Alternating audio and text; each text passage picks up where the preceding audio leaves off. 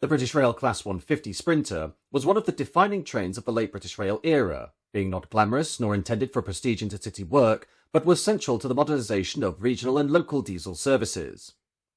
Built by British Rail Engineering Limited at York between 1984 and 1987, the Class 150 became the first large production member of the Sprinter family, and a direct answer to the problem of replacing the ageing first-generation diesel multiple units of the 1950s and 60s. A total of 137 units were built, and the type has remained in daily use into the mid-2020s, with operators including Northern, Great Western Railway, Transport for Wales, and London North Western Railway. The background to the Class 150 lay in British Rail's early 1980s need to replace large numbers of elderly first-generation DMUs.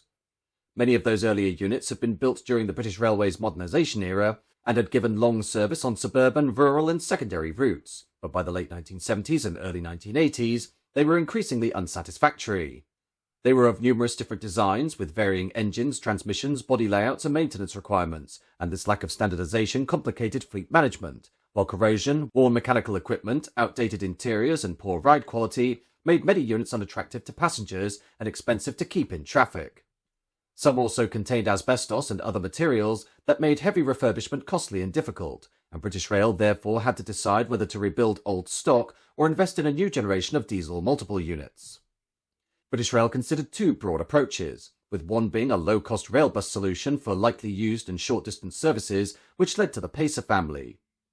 These vehicles used railway underframes with bus-derived bodies and interior technology, and were intended to reduce capital and operating costs. The other approach was a more substantial second-generation DMU, capable of handling regional and outer suburban work with better ride quality, stronger construction, improved reliability, and greater long-term maintainability. The first ambitious answer to this requirement was the experimental Class 210, a diesel-electric multiple unit based around a more sophisticated design brief, with the Class 210 demonstrating that a modern replacement for first-generation DMUs was possible, but its diesel-electric equipment, performance targets, and more complex arrangement made it too expensive and mechanically involved for the large-scale regional replacement program then needed.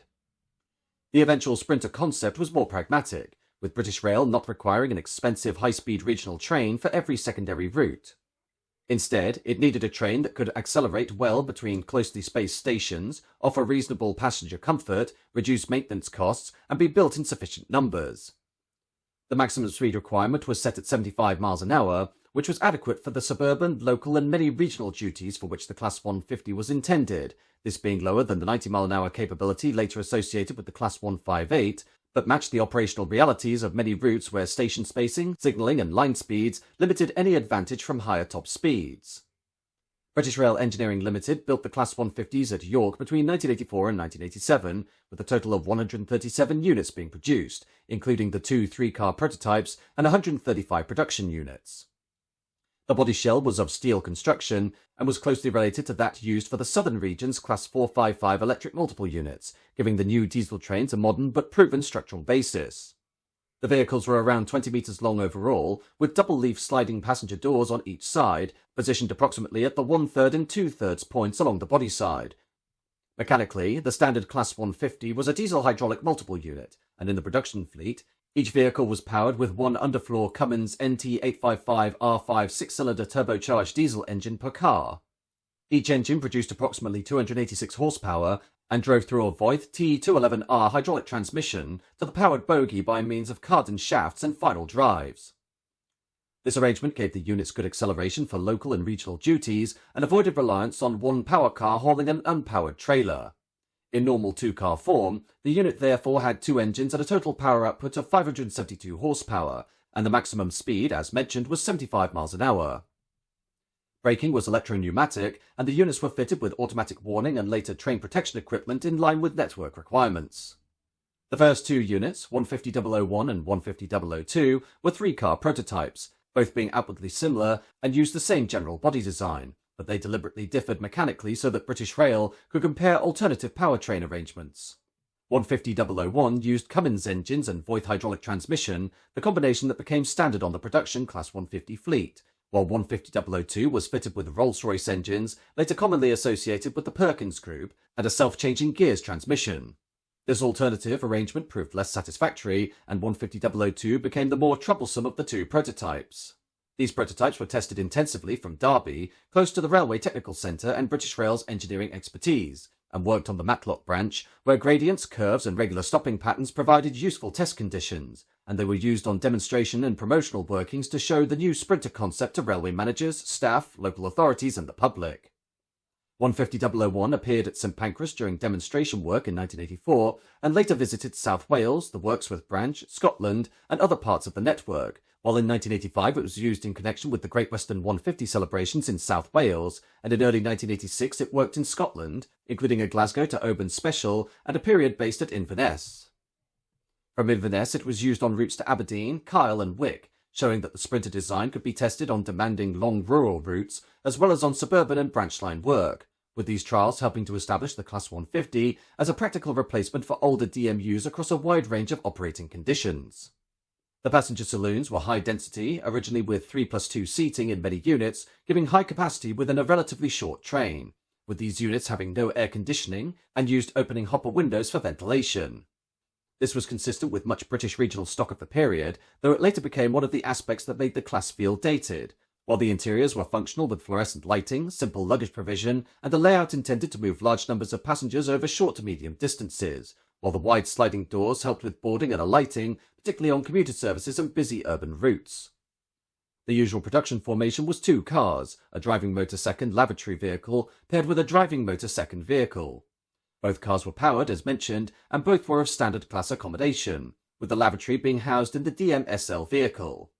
The 2 prototype units differed because they were built as 3-car sets, each having a purpose-built centre motor second vehicle, thus making 150.001 and 002 the only true 3-car Class 150s as built. The cab design also differed between the subclasses, with the prototypes and the Class 150/1 production units having non-gangwayed cab fronts, giving them a relatively plain, flat-ended appearance. The later Class 150/2 units had front-end gangway connections, which altered the shape and appearance of the cab, with these gangways allowing passengers and staff to pass between units when 2 trains were coupled together, a useful feature on longer regional services and on routes where trains were strengthened or divided. The addition of the gangway equipment meant that the Class 150/2 body shell itself was slightly shorter than that of the earlier subclasses, although the overall length including gangway equipment was comparable. BSI automatic couplers were an important feature of the Sprinter family, allowing the Class 150s to work in multiple with other compatible classes, including several Pacer and Sprinter types. This gave British Rail and later privatised operators useful flexibility in forming trains of different lengths according to demand, and Class 150s could therefore work alone as 2-car units, in pairs as 4-car trains, or in mixed formations with other compatible units. Production followed in 2 main forms after the prototypes, with the first 50 production units being Class 150/1s, numbered 150.101 to 150. As mentioned, they were built without front gangway connections and were intended mainly for suburban and local services, where through access between coupled units was less essential, and they were particularly associated with work in the Midlands and North West, including services around Birmingham, Manchester and other regional centres. The second and larger production batch comprised 85 Class 150/2 units, numbered 150.201 to 285, and these were built with front gangway connections, and were therefore more versatile for longer distance regional work and multiple unit operation. The Class 150/2s became especially widespread after introduction, being allocated to many parts of England and Wales, and later passing through numerous operators after privatisation. Additionally, the Class 154 emerged from the experimental life of 150.002, as because the unit's original equipment had proved less successful than that of 150.001, British Rail used it for further development work rather than treating it simply as a failed prototype. It was modified and reclassified as Class 154, becoming 154.001, and in this role it was used to test equipment and arrangements connected with later Sprinter development, especially technology relevant to the Class 158 Express Sprinter. Its work included trials associated with revised transmission arrangements, control systems and air conditioning equipment, and after its experimental period, it was converted back to standard Class 150 condition and resumed its original identity as 150.002. Elsewhere, the Class 950 was another offshoot of the Class 150 design, being built new for departmental use. Constructed in 1987, it used the Class 150/1 style body shell and was formed as a 2-car unit numbered 950.001. Their original intentions were to designate it the Class 180. Its vehicles carried the departmental numbers 999-600 and 999-601, and rather than carrying ordinary passengers, it was equipped for track recording and infrastructure assessment duties, with this equipment allowing it to measure and record track condition, making it useful on secondary routes, branch lines and other parts of the network where larger track recording trains could be less suitable. Its sprinter basis also gave it a relatively light axle load, good route availability, and the ability to operate over a wide range of lines, and it was originally associated with British Rail's research and infrastructure monitoring activities, later passing into the rail track era and then to Network Rail. In the Midlands, the Class 150 became strongly associated with Birmingham suburban and regional work, with these trains operating from Birmingham's Snow Hill, Moore Street and New Street, and were particularly familiar on routes through the West Midlands conurbation and on services radiating towards Worcester, Stratford-upon-Avon, Leamington Spa, Stourbridge, Kidderminster, Dorridge, Shirley, Cannock and Rugeley.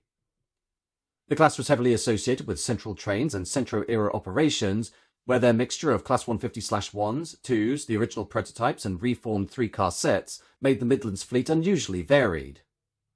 The Snow Hill lines were especially suited to the type because they required trains with good acceleration, wide doors and high seating capacity, rather than a high maximum speed, and in later years, London Midland would inherit part of this fleet, though with the arrival of new Class 172 Turbostar units from 2011, this brought a major reduction in Class 150 operation in the West Midlands.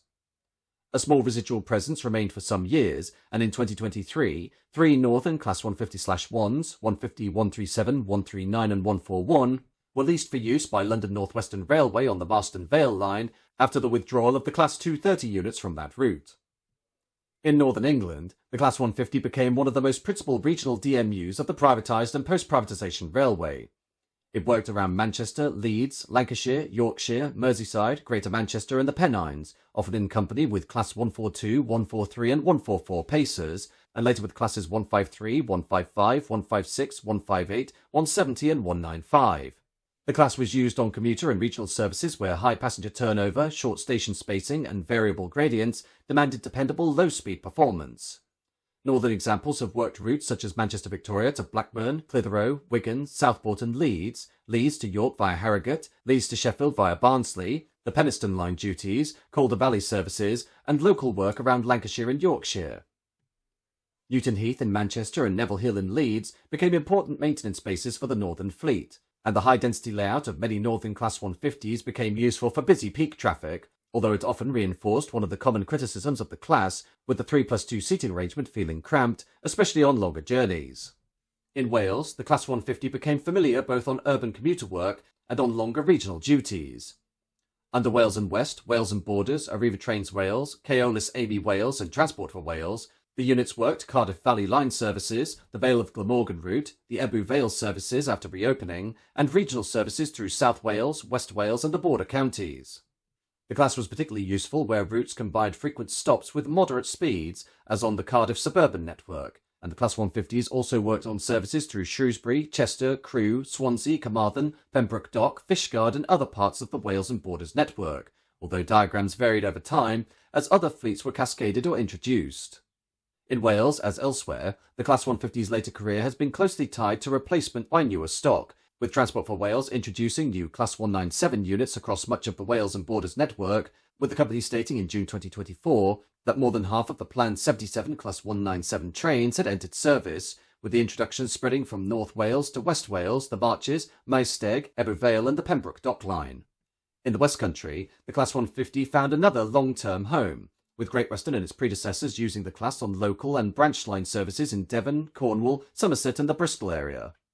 In Devon, the units became regular performers on the Tarka line between Exeter and Barnstaple, the Riviera line between Exeter, Newton Abbot, Torquay and Paignton, and the Avisop line between Exeter and Exmouth.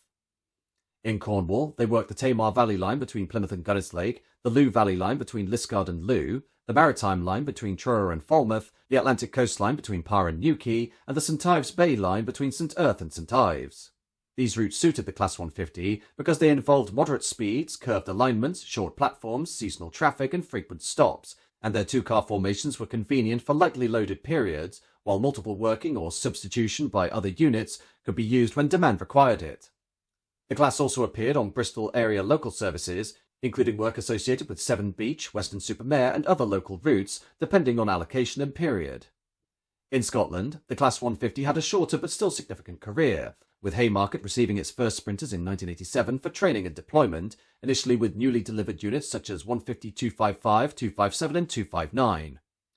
The class subsequently worked Edinburgh to Dundee, Edinburgh to Bathgate, Edinburgh to Dunblane, Fife Circle, North Berwick and Dunbar services, as well as occasional workings to other destinations.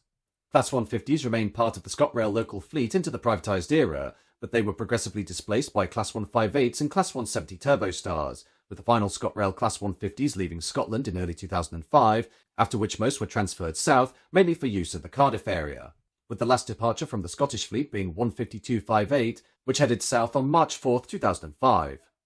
Privatisation scattered the Class 150 fleet among several operators and produced a complex history of ownership, leasing, cascades and refurbishment, with operators including Central Trains, Silverlink, London Overground Rail Operations, First North Western, Arriva Trains Northern, Northern Rail, Northern Trains, Wales and West, Wessex Trains, Wales and Borders, Arriva Trains Wales, Transport for Wales, First Great Western Railway, Anglia Railways, One, ScotRail, First ScotRail, London Midland and West Midlands Trains. Because the trains were owned by rolling stock leasing companies and allocated according to franchise requirements, units moved between regions when new stock arrived elsewhere, and this made the class a typical example of post-privatisation cascade practice, where a new fleet in one region often released older sprinters to strengthen services in another. Several operators refurbished their Class 150s to extend their usefulness, with work commonly including new seat coverings, interior panelling, improved lighting, revised flooring, repainting or reliverying, public address improvements, passenger information systems and toilet modifications. Accessibility work became increasingly important as the 2020 accessibility deadline approached, with the Department for Transport publishing compliance material for Class 150 fleets reflecting the need to make passenger rail vehicles accessible beyond the legal deadline. Typical alterations included improved door controls, clearer signage, accessible toilet work where fitted, priority seating provision and other modifications required to keep the class in service. Northern's refurbished Class 150s also received modern passenger-facing equipment such as Wi-Fi, power sockets and real-time information. One distinctive feature of the Class 150's later history was its reformation, with some Class 150/2 vehicles being inserted into Class 150/1 sets to create three-car formations, often described operationally as Class 150/0s. This was done to provide extra capacity without acquiring new trains, particularly where two-car units were inadequate, but four-car formations were either unavailable or inefficient. Three-car formations under Central Trains were a prominent feature of their tenure, though later Northern also reformed three-car Class 150s, including formations made possible by spare vehicles from accident-damaged or redistributed units. The two original prototypes, 150-001 and 002, also had unusually varied careers, with both prototypes later working for Central Trains and London Midland before moving to First Great Western, where they were used to increase capacity and release other DMUs for Thames Valley or West of England work. In 2020, both were transferred to Northern, placing the original prototypes back in the region where many production Class 150s had long been concentrated. The type's importance has also been recognised in preservation, with 150-231, a 1987-built Class 150/2, formerly named King Edmund, being donated by Porterbrook to the Watercress Line, becoming the first Class 150 Sprinter to join a Heritage Railway running fleet, with the unit being restored into its original Regional Railways livery. Therefore, the Class 150's historical importance rests not in speed, luxury or striking innovation, but on practicality, solving a pressing British rail problem at the time when regional rail needed modernisation on a tight budget. Replacing worn-out first-generation DMUs, the Sprinter family standardised much of the regional diesel fleet and proved adaptable enough to work from Scotland to Cornwall and from urban commuter lines to rural branches. Its dense seating, lack of air conditioning and utilitarian ambience have often attracted criticism, but its durability is beyond dispute, and more than 40 years after the first prototypes appeared, the Class 150 stands as one of British Rail's most successful late 20th century designs, being modest, hard-working, influential, and now worthy of preservation as part of modern railway history.